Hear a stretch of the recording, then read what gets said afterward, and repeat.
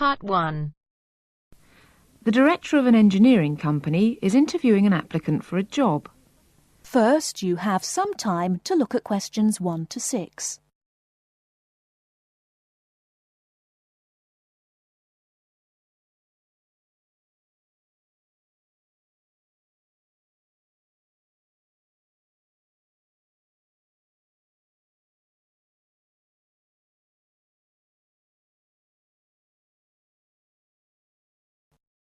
Now we shall begin. You should answer the questions as you listen, because you will not hear the recording a second time. Listen carefully and answer questions 1 to 6. Good morning. It's Mr. Robinson, isn't it? Have a seat. Stephen Robinson. Yes. Is that S-T-E-V-E-N or P-H? It's V. OK. I've got your letter of application, but I need a few more details for the file. Now, you're from Manchester. What exactly is the address? Yes, it's Dynevor Gardens. That's D-Y-N-E-V-O-R, Prestwich. Thanks. And telephone? Well, it isn't mine, it's the landlord's, but I can be contacted. It's 483-250. Uh-huh. The landlord lives in, does he? Well, he has the flat downstairs, and he's a friend of the family anyway. I see. OK. According to your letter, I imagine you were born in, let me see, 1960? 61. Right. And the date? 12th of July. Thank you. And I believe you're married. No, I'm getting married, but not for a few months. Oh, sorry. Well, I mean, congratulations. Is it going to be in Manchester? Well, no, actually. My fiancée's from Wales, so we're getting married in her home village, near Bangor. Oh, how nice. Now, as you know, when you apply for a post with Williams Engineering, we need to find out a few things about both your academic background and more recent work experience, the latter being especially important in respect of this rather specialised position in the area of water management. First of all, A-levels. Yes, I've got 3. Geography, maths and physics. Geography, maths and physics. OK. Before you hear the rest of the conversation, you have some time to look at questions 7 to 10.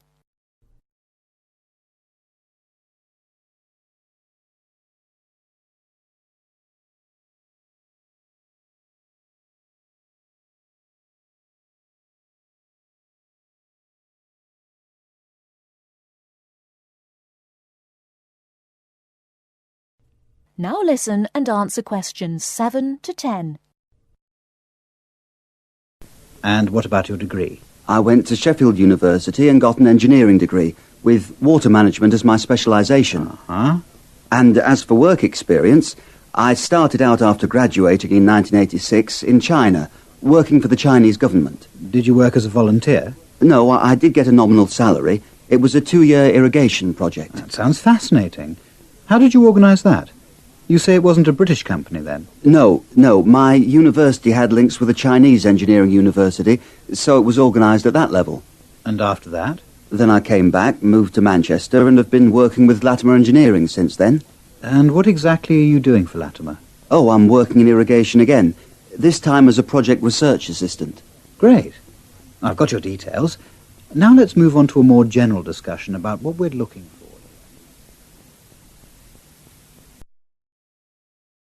That is the end of Part 1. You now have half a minute to check your answers.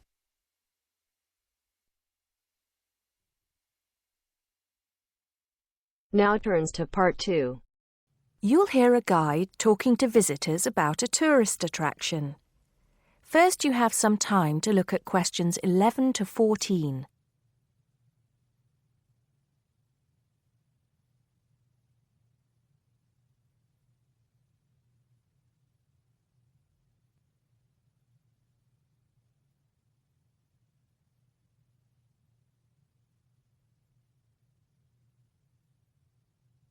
Now listen carefully and answer questions 11 to 14. Good morning, everybody. Welcome to the Roman Baths. My name's Amanda, and I'm your guide for today.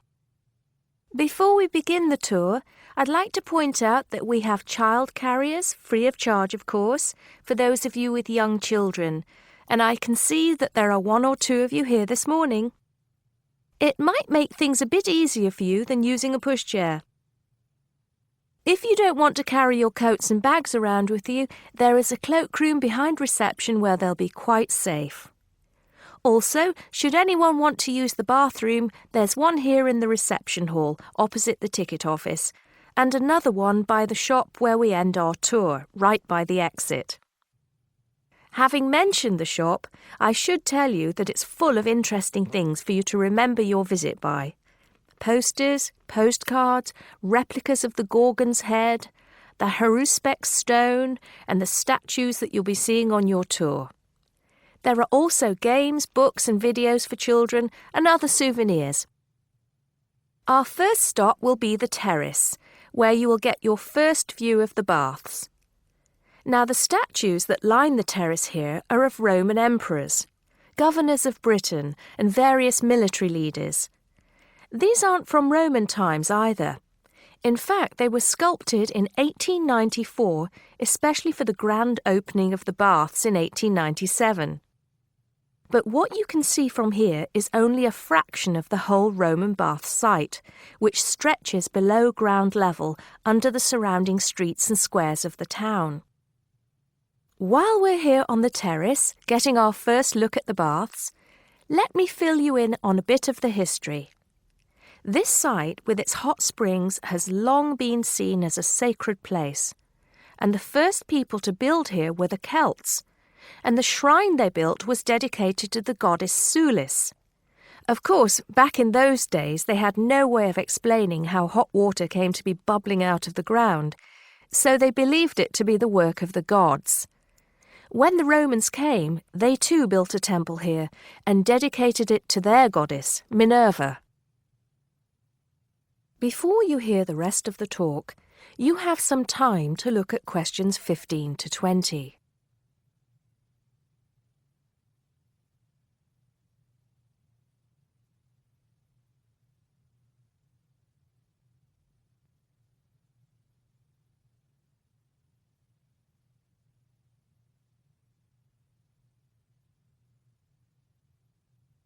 Now listen and answer questions 15 to 20.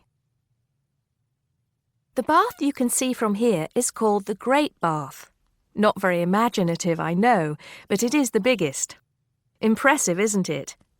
At one time it was housed in a huge vaulted hall 40 metres high, which for many people of the period must have been the largest building they'd ever seen in their lives.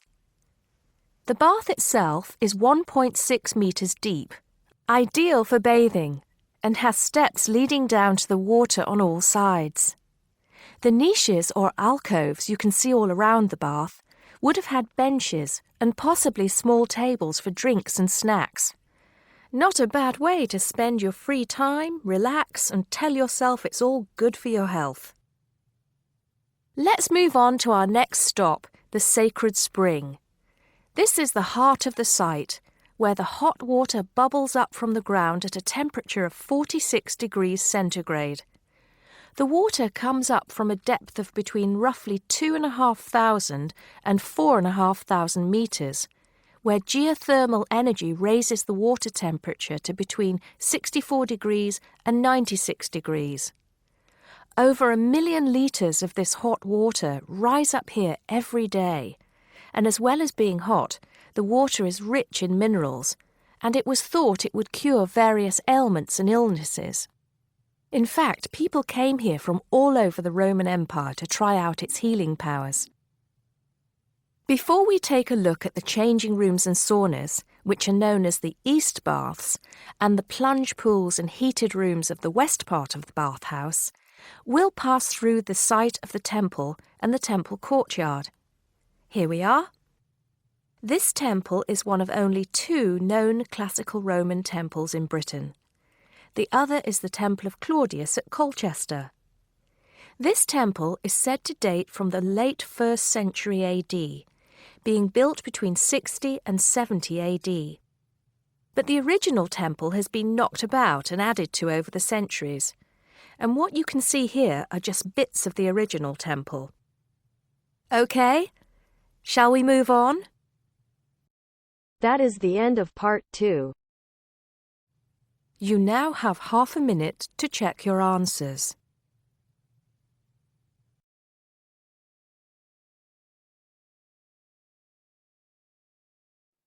You will hear a business studies student called Sam talking to his tutor about an IT project he is going to do for a local company called Turner's.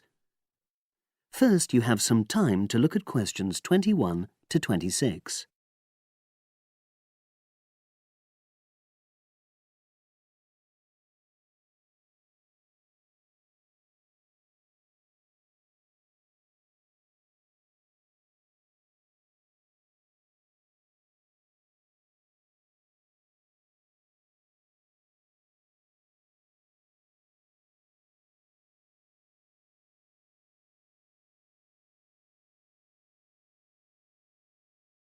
Now listen and answer questions 21 to 26. Hello, Sam. Come in and sit down. Thanks. You're here to discuss your company-based IT project, aren't you? Yes, I've been to see the manager and he's given me a lot of ideas about projects that the company would find useful, but I wanted to ask your opinion about them before I choose one. Yes, that's fine. Now, this company's called Turner's, isn't it? That's right. It's a small engineering company. They make machine components for trade use. They're well established. They started in 1976, but they're a bit old-fashioned. Okay. And what kind of projects did Turner's suggest you could do for the company? Well, they want some improvements made to their customer database. The one that they've got at the moment isn't very useful in some ways. I had a quick look at it. That would be a very straightforward project, and it'd be simple enough to evaluate, but I don't think you'd get enough out of a project like that. You wouldn't learn anything new. Well, another project they suggested is to do with their online sales catalogue. At the moment, customers can look at their products, but they can't actually order them online, which must affect their competitiveness. But I said I thought it would take too long. It's quite a big task. You're right. It's too much for the time you've got. It's a pity, though. Then they want some help with their payroll system. At the moment, the way they calculate pay involves a lot of manual accounting. I suggested they could have a system where employees register electronically when they arrive and leave work, so the hours they do could be transferred automatically. I think you'd get a lot out of a project like that. It would extend your skills, but it wouldn't be too much to take on. A student did something similar a couple of years ago, but this is slightly different. Well, then they need help with their stock inventory. They do everything manually. Really? Yes, and it takes so much time. It's probably very inaccurate, too. An electronic inventory would probably be the biggest single benefit for the company. I'm surprised they haven't had it done before. I know. Then they wanted to improve their internal security. The manager had visited other companies where the staff use swipe cards to access various areas of the building. It sounded useful, but the trouble is I'm not really sure how to do it. Well, I think you're right in that assessment. At the moment, it's probably a bit beyond your level of knowledge. Is that all? Just one more. Customer service. They want to be able to collect feedback from their customers in a more systematic way. At the moment, it's a bit of a mess, and they probably lose business as a result. Would that involve you going to see customers at their own premises?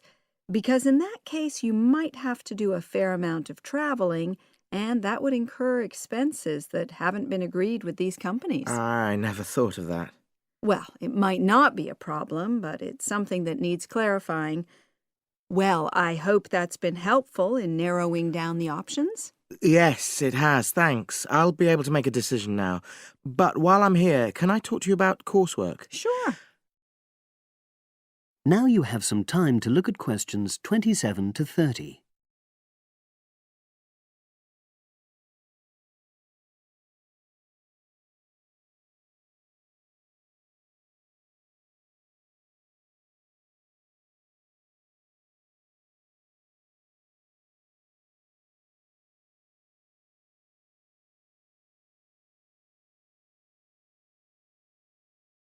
Now listen and answer questions 27 to 30. I'm not very happy about the way our group assignment is working. There are some problems. Oh dear. Are people just not getting on with each other? That's the worst thing. Actually, we're all friends, it's not that. But when we're having a discussion about the assignment, one or two people end up doing all the talking and the rest don't say anything. It's a bit frustrating because we need plenty of debate. Well, that's a common observation. You're studying in a group with people from all over the world, and you all have your own ways of participating. In some places, students are more used to listening than talking, and vice versa. I suppose you're right. I'll try to remember that. Does everyone pull their weight as far as sharing the workload is concerned? I'd say they do, yes. And our group elected a leader. She's very good at making sure no one's overloaded. But personally, I feel that there are just too many of us in the group. Whenever we try to arrange a meeting, there's always at least one person who can't make it. It's not anyone's fault, it's just that we've all got slightly different timetables. Well, I'm glad you've talked to me about it. Feedback is always useful. Is there anything else you're concerned about? There are a couple of problems with lecturers that all the students are talking about. Last semester, we had negative feedback about the way lectures were organized. There were several occasions when the wrong room had been booked or the same room had been booked twice, that sort of thing. Is that still a problem? That hasn't happened at all as far as I know. Oh, good. It's sorted out then. But I don't know the reason, but some of the staff often turn up late, so we miss 10 or 15 minutes of our lecture time. It might be because they've been copying handouts for students. I think there's a queue for the machine sometimes. Well, I'll look into that. Thank you for telling me. Anything else? The other thing is that it can be very difficult to get to see a lecturer individually. They're all very supportive and friendly when you do manage to find them, but often they're not in their office, even at times when they're meant to be available for consultation. Okay, that's helpful. Now, before you leave, That is the end of part 3. You now have half a minute to check your answers. Now turns to part 4.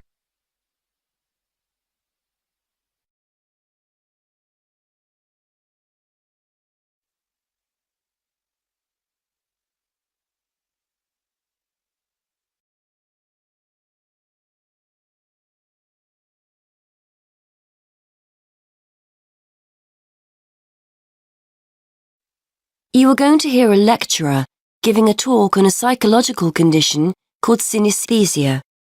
First, you have some time to look at questions 31 to 40.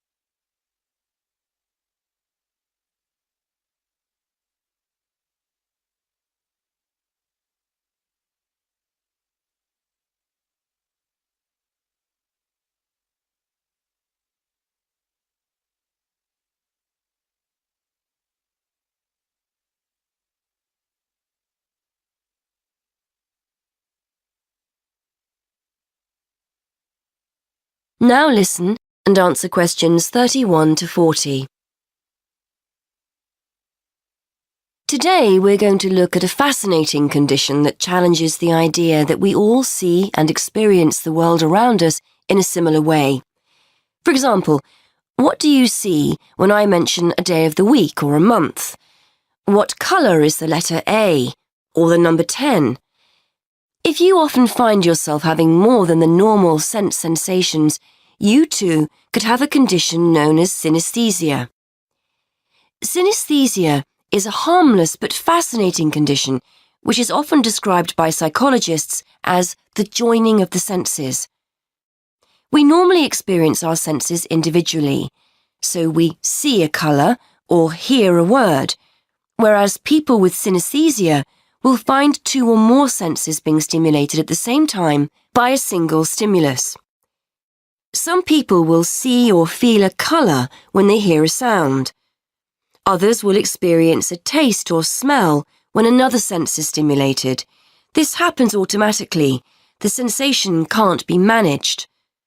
People often go through life unaware that they have the condition. A common response from individuals who learn for the first time that they have synesthesia is one of surprise to discover that other people don't experience the same thing. It's a normal part of life for them, and they will rarely describe the symptoms negatively. To estimate the numbers of people with synesthesia, one group of researchers sat people in front of a computer and showed them letters and numbers in black. Participants were asked to choose a colour for each character they saw. A small proportion of participants, namely those with synesthesia, consistently described the same characters as having the same colours. On the basis of the results, researchers were able to predict that synesthesia affects about 1% of the population. This number has been confirmed in other research. Synesthesia takes many different forms, but the most common is to see or feel a colour in relation to letters and numbers. It's commonplace for people to identify A with red, B with blue, and so on. Some people will actually see a colour, but in most cases it's a question of feeling or sensing the colour. However, it's just as commonplace to see days, months, letters and numbers spatially, that is in lines or circles, for example.